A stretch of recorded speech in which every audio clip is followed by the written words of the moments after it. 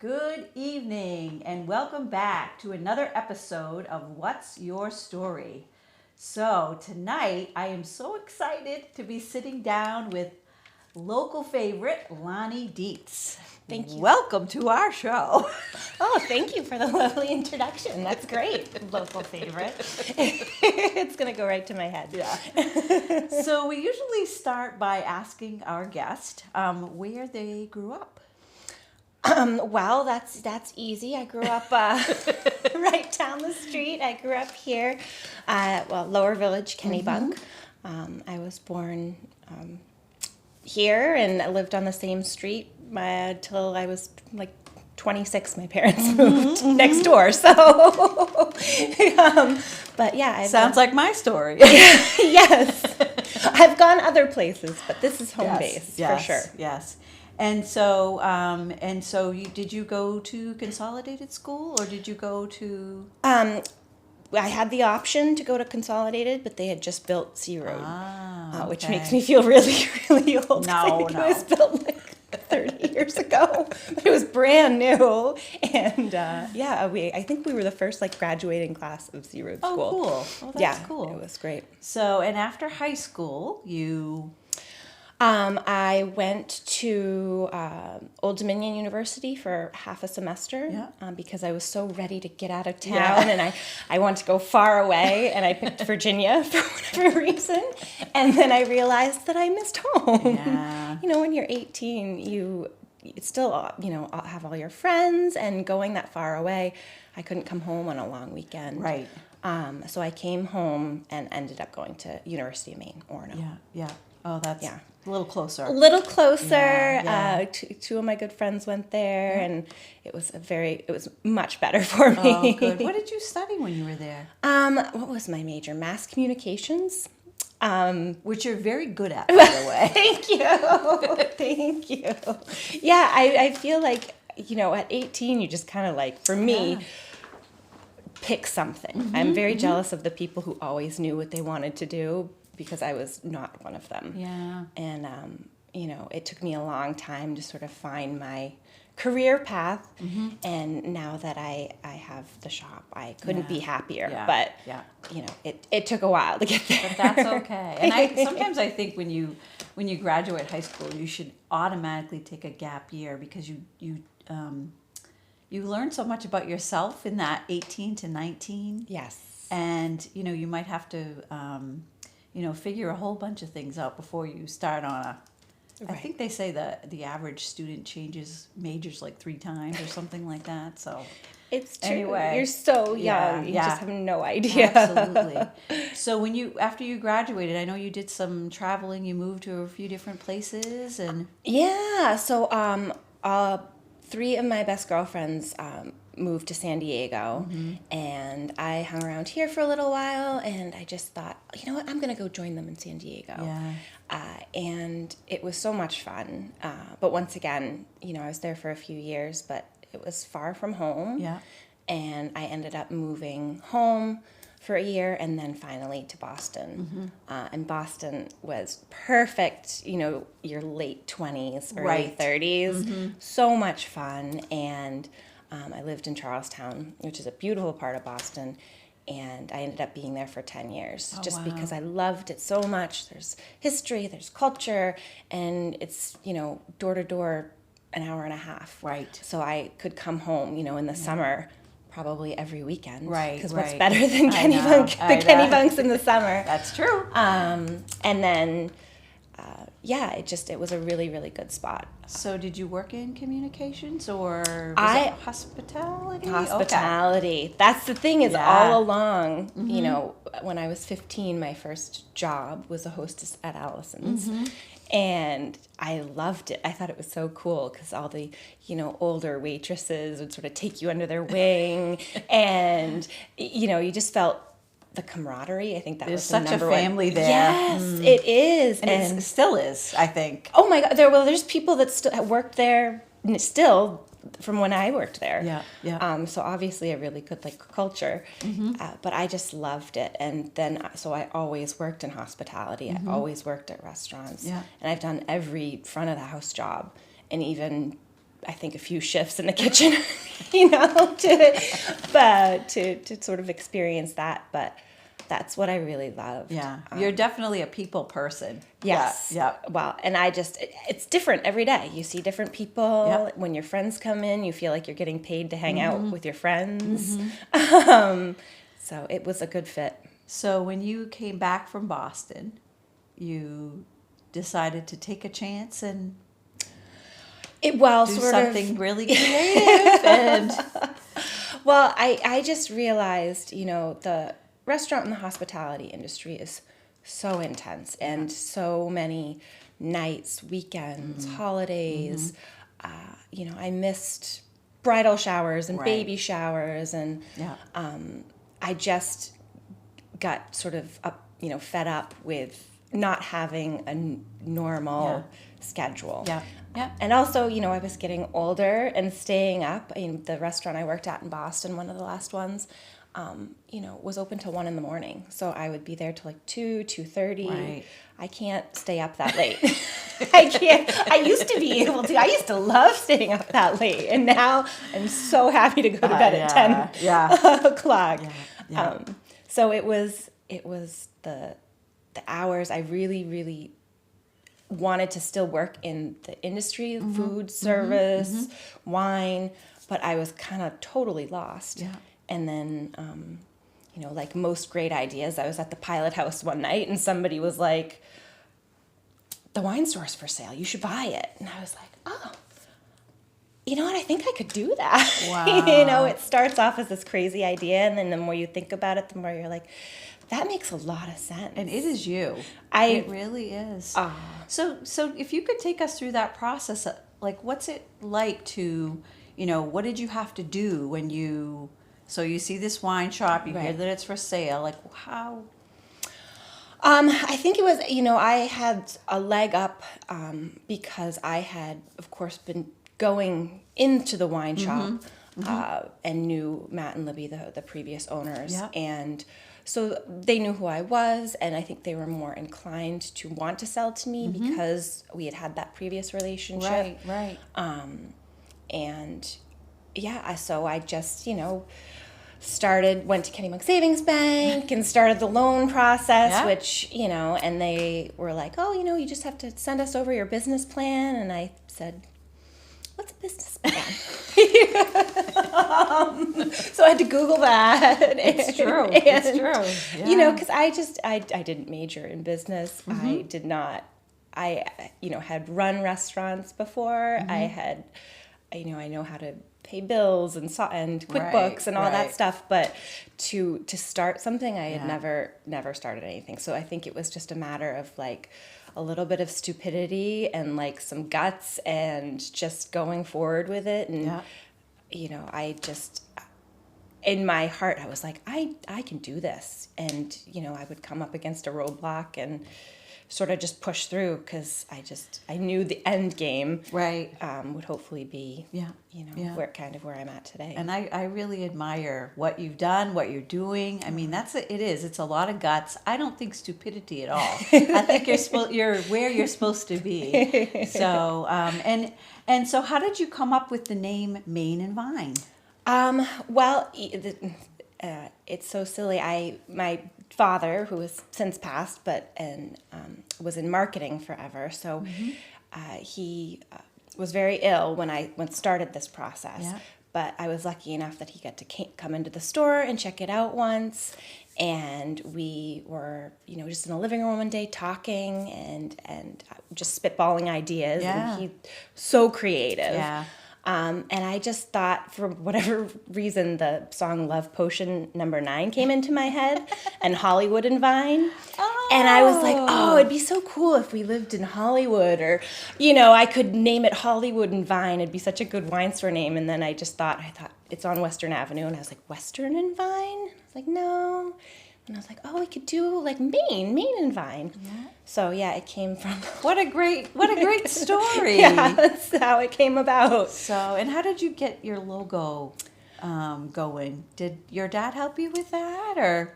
Yes. So we started the process, and this logo I have currently is the second logo. His one of his graphic designers, Lauren, who's fabulous, came up with it, and everything was sort of happening at once. He ended up passing away 3 weeks later. So 3 weeks before I bought the store. Yeah. So everything was just chaos. And so she did a logo quickly for me, and that was what I had to start. Yeah. But I always knew he had sometimes worked with an illustrator, Stephen Noble, who's actually out of San Francisco. Yeah. And he had occasionally worked with Stephen, and I knew that I wanted Stephen to illustrate the logo. So one day I reached out and I sent him a very, very crude drawing of what was in my head. It looked like a 7-year-old did it. And he came back with, there was a few minor tweaks, but essentially what the logo is now. That's great. And it's really fun because he draws a lot of wine labels. Yeah, yeah. So it was the aesthetic I had in my head. Yeah. And he was able to put it on paper for That me. That is so awesome. So I love that, the name and the logo. And you opened up at a very strange time, as we all know. But you found some really fun ways to make it through the pandemic. Wow. Thanks to you. Wow. You helped tremendously. But yes, 5 months Because I do drink a lot of wine. And that's why we love you. One of the many reasons. No, I just, 5 months later, the pandemic happened, but I got to be considered essential. So I was very lucky that I never had to shut down because that would have been the end of it. Yeah. Just sustaining and making rent without being open. Yeah. So you were talking, I heard you talking one time about your dentist. Oh, and yes. Well, I just, it's funny that I got to be considered essential as a wine shop, and my dentist was like, I can't fix an abscess tooth, but you can be open. And I just, I don't make the rules. And if those people have an abscess on their tooth, they can come in. I was just, the wine actually does help. If you drink enough wine, that pain will go away. So how do you choose what goes on your shelf? Well, so I have probably 12 or 13 different vendors, and they all have, salespeople that pop in, and it's a lot of trial and error too. It's, because I could fill the shelves with everything I love, but at the end of the day, that's just my palette. So I have to think about other people as well. But it's great because I have the salespeople will come in and try you on things. I do a lot of researching and Googling and following people on Instagram and seeing what sort of the trends are. Because there are, prior to this, I never thought there were like wine trends but there absolutely are. And just seeing what people respond to too. I think it's very important that, see when people come back for something, I'm like, okay, that's a winner because they took it home. And also, price point, it's like $15, people will take a chance. $20, not really. So it's a little bit of just, luckily wine doesn't go bad that quickly. So when I do make a mistake or I buy something I think somebody's going to love and they hate, there's definitely shelf life. Wow. And I mean, you have picked so many good winners. When we've had our monthly wine Zooms, the whites that I have tried, I would never pick those out unless you're, for your recommendations at the store. But they've all been so good, and it's not something that I would have gravitated towards. So it's really fun to try new stuff. And I think that's kind of how you get those people back in when they, this is a winner. Right. And through the pandemic, that was one of the upsides is that people would call and they were buying in bulk because they didn't want to come out several times. And they'd just say, put 6 reds, 6 whites in a case and have it around $15 each and so you could kind of like get a little creative and throw things in there. And I had one guy, he's like, I pulled a wine and I was upset that you put it in there. And I thought, oh gosh, no.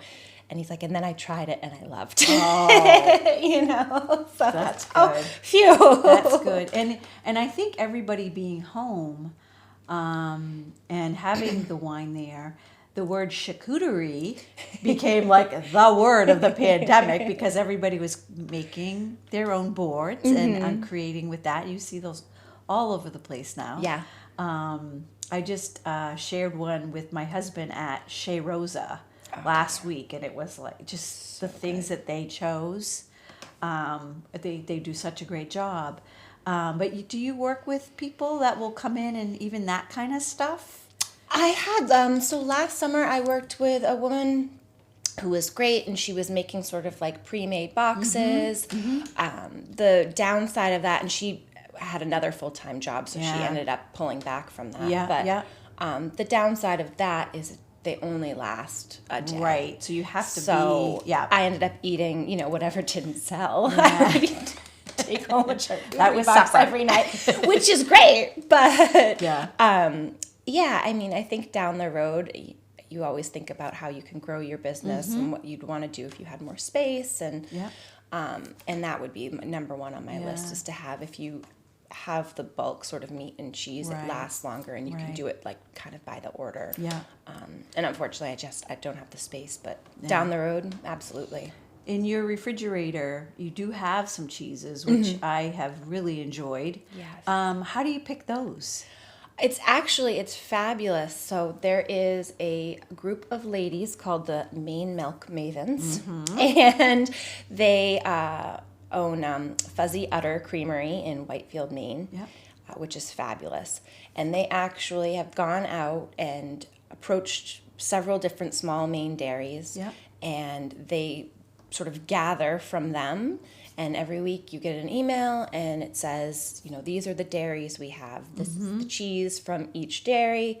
So you order, it's like a one-stop shop. So all Maine. Wow. Yeah. Occasionally, like I'll throw in something, from Vermont or California. Cowgirl Creamery has fabulous cheeses that I'll put in. But I'd say 95% Maine, and they're really good. Who knew? Yeah. I know. I mean, a lot of people don't. So they're like, what is this? So, because it's, there's some with like seaweed, and there's some cranberries and blueberries and different type of stuff too. Yeah. And I think like when I go out shopping and I see even like, Hannaford Shaw's, they see it too. Yeah. So they're trying to up their game. Yeah. I think when some of these other, places are doing what they're doing. So, and then, okay, so here's a question for you. If you, when you talk about your future, somebody like said, here's a gift of X amount of dollars, what would be your next dream of? That's such a good question because I think about it all the time. Honestly, it's owning my own space would be very, right now I rent, and it's a really good location. It is a good location. But I would love to stay in Lower Village, but just have more space and to own it, to put that money towards a mortgage every month. To serve sort of, have a more of a cheese shop. Right now everything's sort of like prepackaged. I'd love to have like a little deli case where you can put a bunch of different things in and make sort of your own charcuterie to go. And I would love to do wines by the glass and like oysters or something. Oh, nice. But simple stuff that you don't need a fry-later for or an oven. So it's like meat, cheese, oysters, wine. Wow. I think that's all I do. I'm there. Well, if I win the lottery, I know what I'm going to do with that. You should go to Big Apple and buy a ticket, actually. You never know. So now you have family here. Your mom is here. Your sister? And my sister lives next door with her husband and my nephew, Parker. And my sister's due with a baby girl in 2 weeks. Oh, my gosh. So, big excitement. Oh, yeah. That's a lot.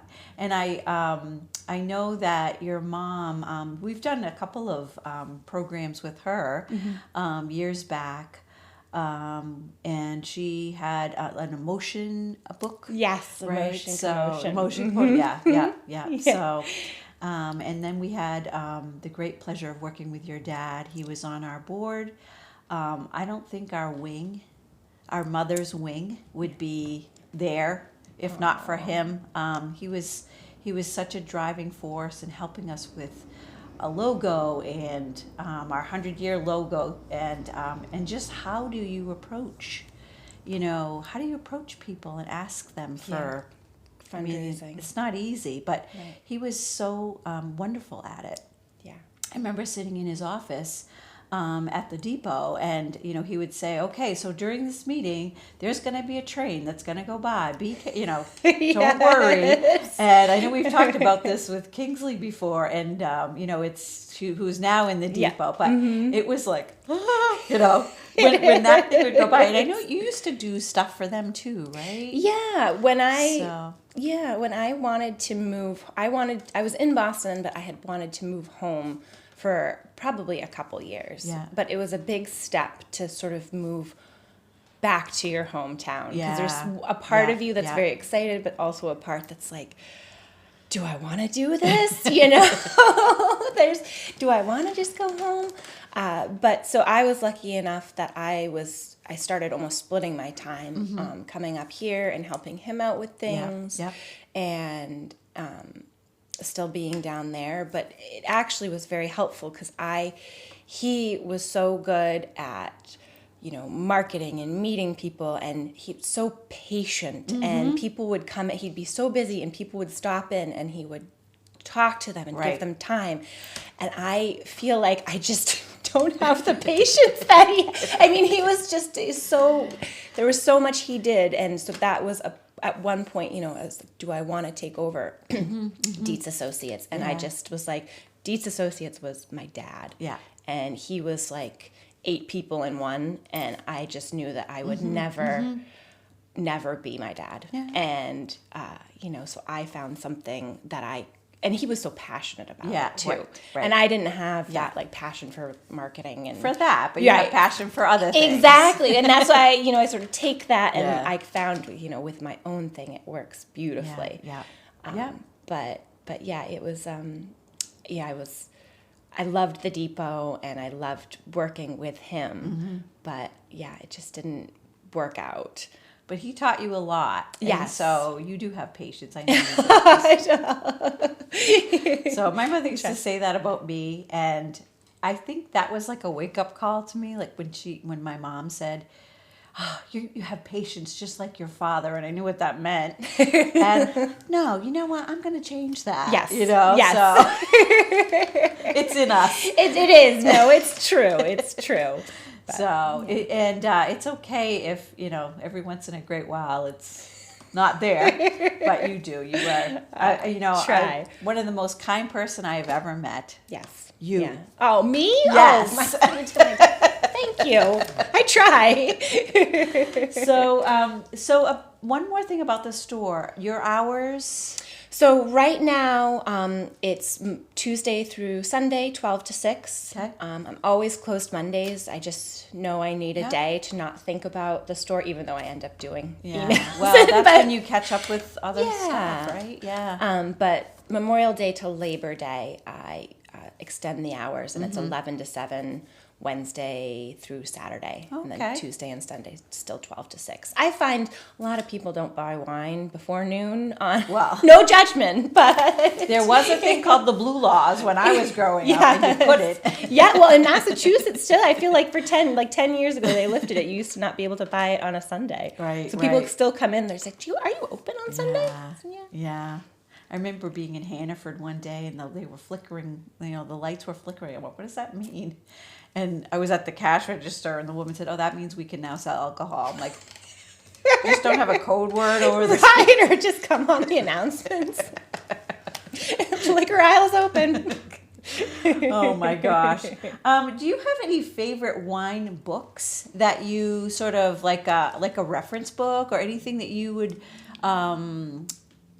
just remind people that, hey, this was one that I enjoyed, if people want to learn about wine, I guess. Yeah. So I'd say the first wine book I ever got, I started getting into wine probably when I was like 22. And, it was my first 23, my first fine dining experience when I was in San Diego, a restaurant in La Jolla, and the owner was very into wine.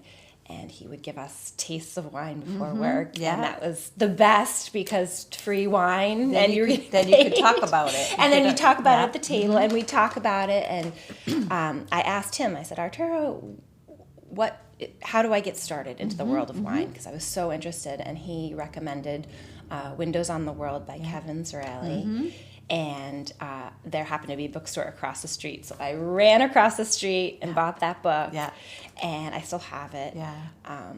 And I think that, there's so much out there, it can get very overwhelming. So you almost need to just like learn as you go. Because I remember trying to read through the book and just being totally, blown away and like, I'll never know, and you'll never know. Even the smartest,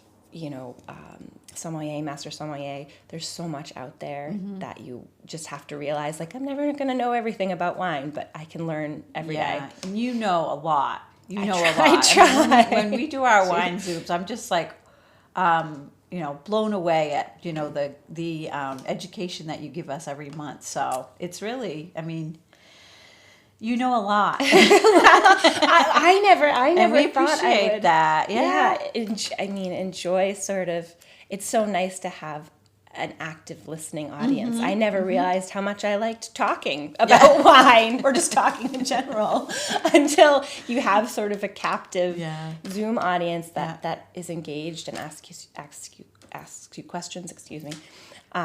It's been really fun. Yeah, good. Well, we hope it continues for a very, very long time. Me too.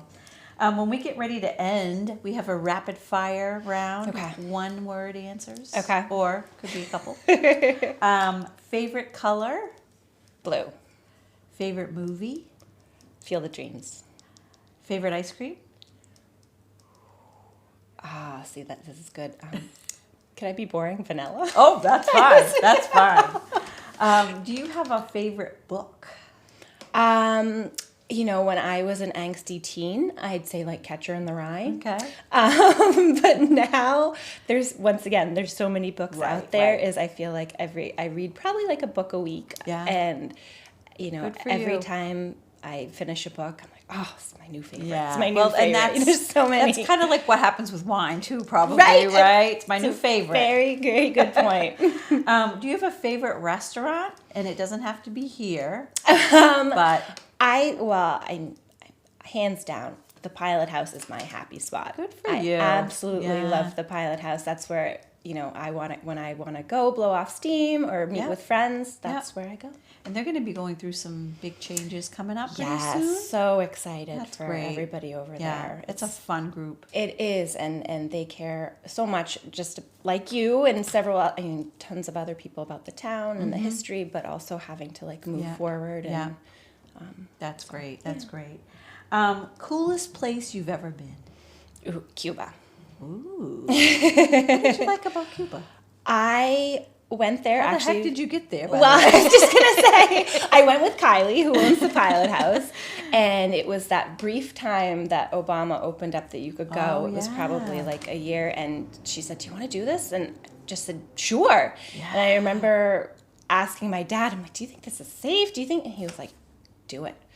So we booked an Airbnb and flights, and then we got there, and of course, we were so excited, but we didn't realize, of course, it's very few people speak English, and it's not Americanized. I went to Barcelona, and everybody speaks, I'd say, hola, and they'd say, all right, you need the English menu.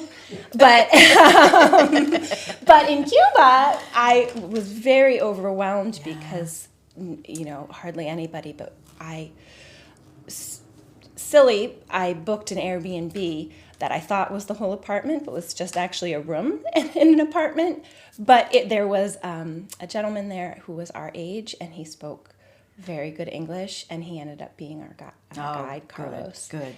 We would have not had we had without Carlos. Yeah. So that's great. Very lucky. You still keep in touch with him? Mm-hmm. We made him join Instagram, and so we send, we check in, and he's doing well. But it was very, very special experience. Yeah. Oh, that's great. Yeah. That would be a fun experience. Lots of color, a lot of It was Great exactly how I pictured Yeah. it. You know, in National Geographic, you see all the 1950s cars and the old school hotels, and it was exactly like that. It was wild. Have you ever seen that movie, The Bona Vista Social Club? No, Oh, I've heard of that's- it though. Try that. Okay. It's a good one. Yeah. Documentary on this group of musicians. Yeah. Right. So they end up. There was a gentleman here, I think in New York, who went down there and collected them all, figured out where they were, and they played at Carnegie Hall. Oh, neat. So it's just a great. I think we have it here. So you have to take it out sometime. I'm going today. Get back to Cuba. Yes, exactly. So, and our final question: do you have a favorite library? Of course, Graves. I've been Oh. coming here since I remember story time when I was like 3 up in the children's room vividly. That's wonderful. I've been coming here my whole life with my family. Who was the librarian? Was it not Barbara? Yeah, I think it was Was Barbara. it Barbara? Mhm. Barbara Venel? Yep. Barbara Brown at the time? Yes. Yeah. Mm-hmm. And she's was. still around. We She- see her all the time. She's popped into the store once. I was like, I don't know if you remember me, but she did. I bet. So we wish you all the best with your shop. Thank you so much. And when I win that lottery, I will Yes. bring that money over to Accepting you. donations for That's right. future. So thank you so much for being our guest. Thank Thanks you to very our much. producer, Mike Kelly, today. And just keep doing what you're doing. It's Thank it's so much fun to have you here in the community. So It's fun to be here. thank you all for joining us once again for this episode of What's Your Story? And we will see you next time right here.